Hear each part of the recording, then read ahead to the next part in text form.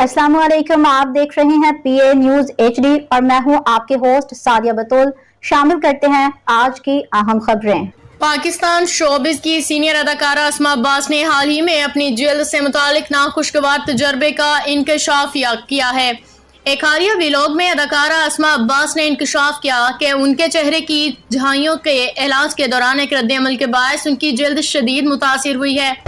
अस्मा अब्बास के मुताबिक उनके चेहरे पे विरासती फ्रिकल्स झाइयाँ मौजूद थीं, जिन्हें कम करने के लिए उन्होंने एक डॉक्टर के मशवरे पर काउटरी का तरीका इख्तियार किया। इस इलाज में जल्द की ऊपरी सतह को मखसूस तरीके से जलाया जाता है ताकि जल्द पे मौजूद काले धब्बे या निशानात को हल्का किया जा सके।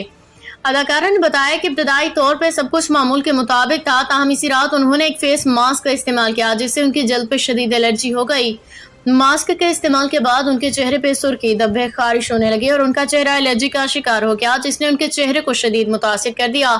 अस्मा अब्बास ने बताया कि वो इस वक्त एलर्जी दूर करने के लिए दवा इस्तेमाल कर रही हैं और डॉक्टर्स ने जल्द में बेहतरी के लिए वक्त देने का मशवरा दिया है।